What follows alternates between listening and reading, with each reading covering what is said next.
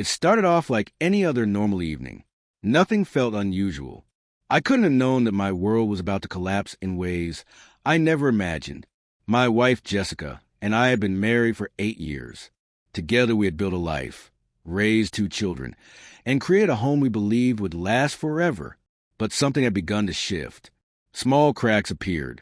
Pointless arguments, long silences, and a growing distance between us.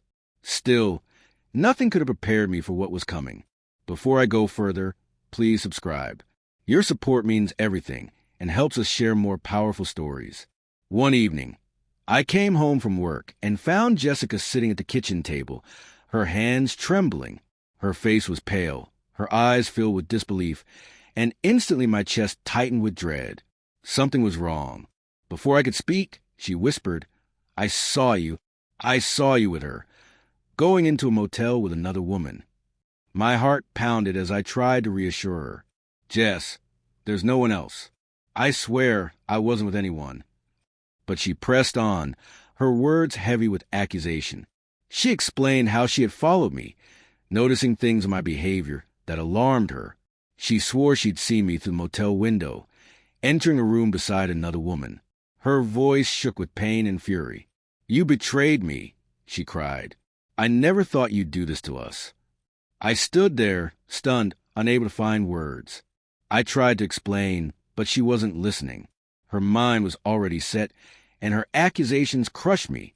That night, she left, and in the days that followed, everything unraveled. She moved out, taking the children with her. No matter how often I reached out, she refused to answer. The silence was unbearable. Yet deep down, I knew the truth. I hadn't done anything wrong. So why accuse me? Something didn't add up. And then I found it. Messages on Jessica's phone that weren't meant for me. Texts with man I didn't know. Secret meetings. Plans to run away. Words of affection that sliced through me like a knife. My stomach sank. The woman I had trusted had been unfaithful. She had done the very thing she had accused me of. When I confronted her, the truth came out. Guilt was written across her face. She broke down completely, admitting to everything. The secret encounters, the feelings of neglect, and how her own insecurities had driven her to lash out when she thought she saw me at that motel. "I thought you were cheating," she sobbed. I was furious. I thought I was losing you. And in my anger, I made the biggest mistake of my life. I'm so sorry. But the apologies didn't matter. The damage had been done. Trust, once broken, is almost impossible to restore. I couldn't forgive her, not for the betrayal, not for destroying the family we built. I filed for divorce, knowing it was the only way forward. The custody battle was brutal. She fought for the children, but in the end, I was granted full custody. Holding my kids in my arms, I knew I'd made the right choice. They became my purpose, my responsibility, my reason to keep going. When the divorce was finalized, Jessica showed up at my door one last time. Tears streamed down her face as she begged for forgiveness. "Please," she cried, "I made a terrible mistake. I'll do anything to fix this. Don't leave me." But I couldn't. The lies, the betrayal, they had destroyed everything we once had. My voice was steady as I told her, "I'm sorry, Jess. But it's too late. You made your choice. Now I'm making mine.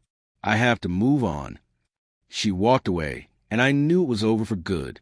I had to rebuild, for my children and for myself. The life we shared was gone, and I could never return to it.